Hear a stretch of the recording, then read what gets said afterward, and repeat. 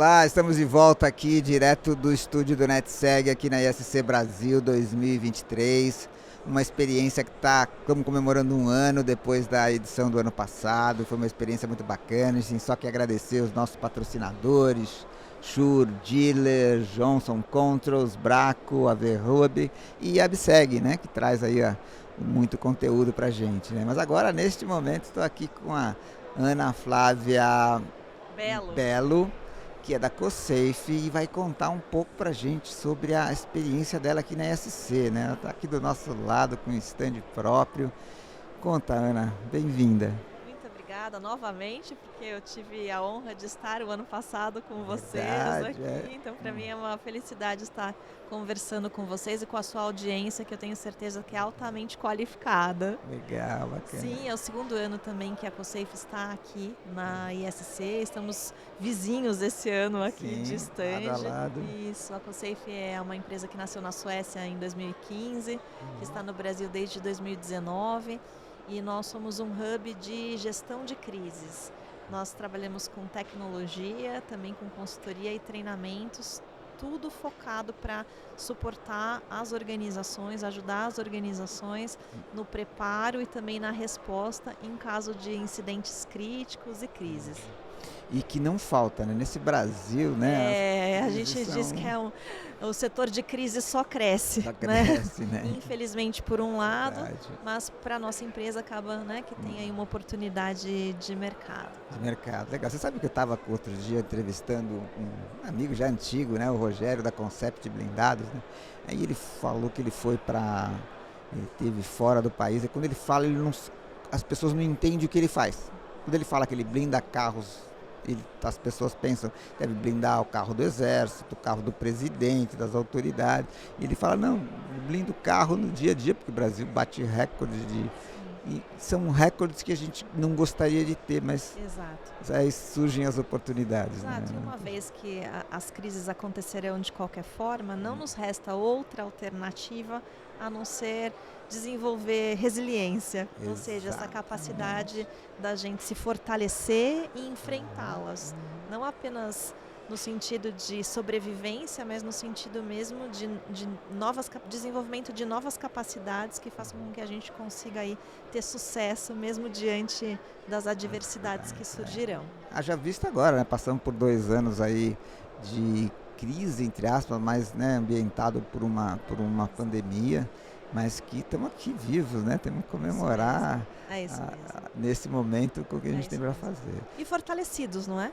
Porque sempre a partir de uma crise a gente tira aprendizados e com esses aprendizados a gente se fortalece, cresce, se desenvolve e o esperado é que a gente esteja aí cada vez mais preparado. Exato.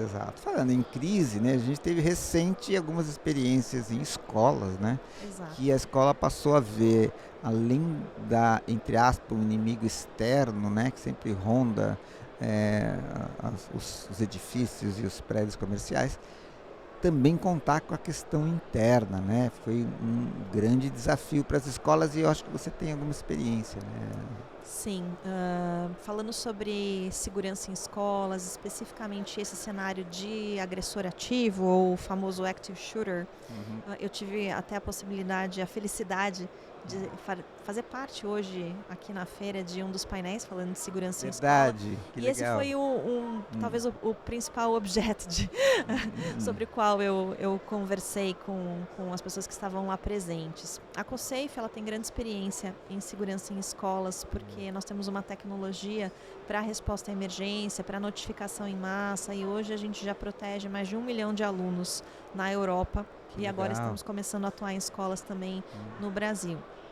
E especialmente nesse tema de agressor ativo, existe uma estatística mundial, e ela tem servido também para o Brasil, de que um ataque começa e termina muito rapidamente, em menos de 5 minutos, ou seja, são 300 segundos para que as pessoas que estão ali presentes naquele momento tenham uma reação, e essa reação ela seja o mais efetiva possível para a redução dos danos. E aí, nesse sentido, como há necessidade de uma ação muito rápida, a tecnologia vem a esse serviço, ou seja, ela vem para ajudar as pessoas a se comunicarem rapidamente, um avisar o outro ali, de que algo está acontecendo, vir uma informação aí já qualificada, para que as pessoas saibam não apenas o que está acontecendo, mas onde está acontecendo e, além disso, o que elas precisam fazer. E a COSAFE tem apoiado muitos clientes nesse sentido com a plataforma de tecnologia. Legal. E por conta da nossa experiência com escolas, eu tive também a oportunidade de fazer parte esse ano de vários eventos, alguns online, outros presenciais, como no final de fevereiro no Texas, de eventos relacionados diretamente a esse tema.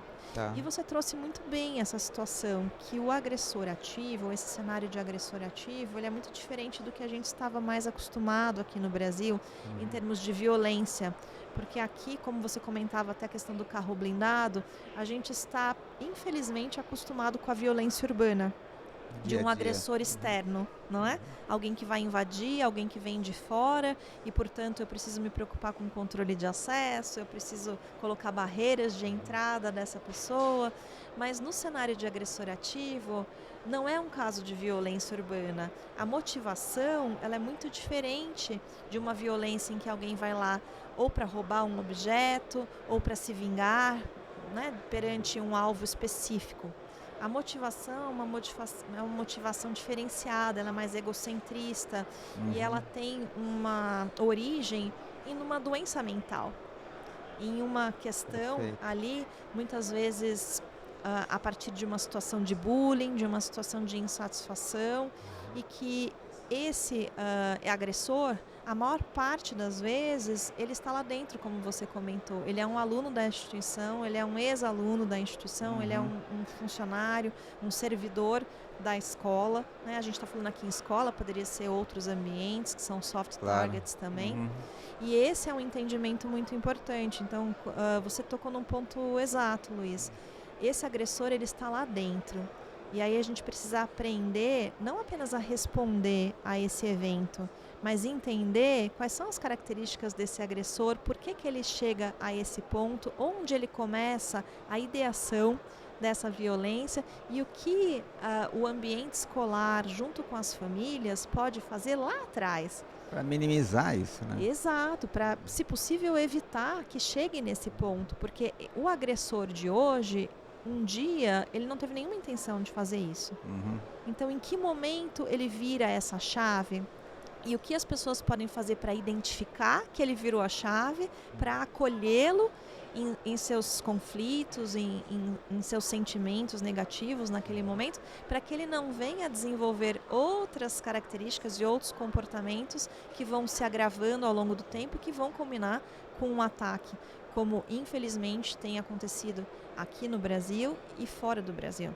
Nos Estados Unidos chama de uma pandemia, eles chamam que existe uma pandemia de atiradores ativos, porque o aumento do volume de ataques, especialmente nos Estados Unidos, ele é infelizmente muito alto. E não só escola, né? Nos Estados Unidos eu vi coisas como cinema também, com outras Exato. situações. São o que eles chamam de soft targets, ou seja, lugares que não são policiados normalmente, que o acesso ele é mais aberto. Então, realmente, é como você comentou, são aeroportos, shopping centers, lugares públicos, praças de eventos, shows, né, de entretenimento. E que todos esses lugares a gente está sujeito, porque mais uma vez, não é uma questão de ser um local perigoso. A gente teve recentemente, infelizmente, um ataque a uma creche de Blumenau, uma escola de crianças pequenas em Blumenau. E Blumenau é uma cidade absolutamente segura comparada a outras cidades. Outros índices, né, de outras cidades. Exato. E eu estive em Blumenau após o incidente, tive a oportunidade de conversar com o prefeito, com os responsáveis pela defesa civil, e eles estavam me explicando que em Blumenau as escolas só têm muro para as crianças não fugirem da aula, porque eles não tinham nenhum receio de invasão, de uma violência nesse sentido. Então, o ataque que aconteceu lá os pegou muito de surpresa. Mas o que eles não entenderam é porque o ataque não era um ataque de violência por motivação que a gente está acostumado, né? Exato. Mas era por uma violência né? de uma motivação diferente, exato. E como é que faz para avaliar isso, né? Como é que as pessoas podem detectar de alguma forma, ou ficar atentas sobre possíveis ataques de uma forma ou de outra. Sim. Primeiramente é importante entender o perfil dessa pessoa que ataca. Existem aí quase 25 anos de ataques já nos Estados Unidos. Então, os órgãos de segurança americanos, inclusive o FBI, eles têm muitas estatísticas já desse tipo de evento. É claro que o Brasil tem algumas diferenças, mas muitas similaridades também. Então, é muito importante que a gente aprenda com quem já tem mais experiência nisso. E nesse sentido, a gente pode se basear em estatísticas como, por exemplo, o fato de mais de 70% dos agressores serem pessoas que conhecem o local, ou seja, que têm relação com o local. A grande maioria, mais de 90%, homens, de faixa etária a partir de 12 anos, lá nos Estados Unidos até 70 anos, aqui no Brasil até 17 anos, então aqui são mais jovens. Grande parte deles com ideação suicida. Olha isso. Grande parte deles que diz que sofreu bullying naquele local. Então existem muitas características que são predominantes, não apenas em termos de perfil, etário, de gênero, etc., mas em termos de comportamento também. Eles fizeram um estudo nos últimos 13 anos, se não me engano, de ataques nos Estados Unidos e identificaram características comportamentais que eram similares entre os agressores. A maior parte deles tinham mais de 4 ou 5 características, como, por exemplo, ter reduzido o desempenho escolar, ter reduzido a sua capacidade de comunicação, uma socialização menor, uma verbalização de violência maior, seja na fala, seja nas publicações em redes sociais, ou seja, são muitas características, não quer dizer, a pessoa falou alguma coisa que ela vai ser um agressor, mas quando você começa a perceber que determinada pessoa tem comportamento 1, comportamento 2, comportamento 3, e você sabe que aquele conjunto de comportamentos fazem parte de um perfil de um agressor ativo, alguém pode fazer uma intervenção, ir lá entender, conversar com essa pessoa, acolher essa pessoa, fazer uma denúncia, o que é muito importante. Então eles falam nos Estados Unidos, you see, you talk, ou you see, you say, ou seja, à medida que você vir alguém, você precisa denunciar. E aí a polícia, os órgãos competentes, eles saberão como fazer essa avaliação, como agir, como verificar as redes sociais, como ir muitas vezes até a casa da pessoa e fazer lá uma varredura. Ou seja, é importante o acolhimento, mas é muito importante também a denúncia, para que as providências sejam tomadas. Legal. E eu vi que vocês estão com um guia de dicas, né? Como que você chegou nessa... Claro que tem a ver, que eu acho, com esses movimentos aí que você está dizendo, né? O que acontece? A COSAFE, desde que ela entrou no Brasil, ela tem vamos dizer, alguns valores, não é? E uma pretensão, de uma certa forma, de colaborar com a sociedade brasileira no sentido de um amadurecimento no tema de gestão de crises, porque o Brasil ainda é um país onde esse tema é pouco falado, é pouco tratado, é pouco conhecido. Então, vamos dizer, a partir ali do nosso alcance, não é? Que não é muito grande, mas é o que nós conseguimos fazer. A gente tem produzido bastante conteúdo para as redes sociais falando sobre o tema de gestão de crises, nesse sentido de apoiar num aculturamento do mercado brasileiro sobre gestão de crise, sobre resposta à emergência, sobre comunicação de crise e uma série de temas correlatos. E de um ano para cá, nós temos publicado, especialmente no LinkedIn e no Instagram, algumas dicas de gestão de crise. Ótimo. Que no início foi de uma maneira despretensiosa, vamos dizer, não linear. Conforme os temas iam surgindo, a gente ia publicando algumas dicas. E uns meses atrás, nós tivemos uma ideia de por que não unir todas essas dicas em um material mais estruturado. E foi então que tivemos a ideia de completar aqui 50 dicas em gestão de crises. E formatamos esse material, que hoje está disponível para download gratuitamente no site da COSAFE. Olha, fica a dica aí, quem está nos ouvindo. Isso, cosafe.com.br. Tem esse que foi lançado ontem, ontem, oficialmente, aqui na feira, na ISC, em São Paulo.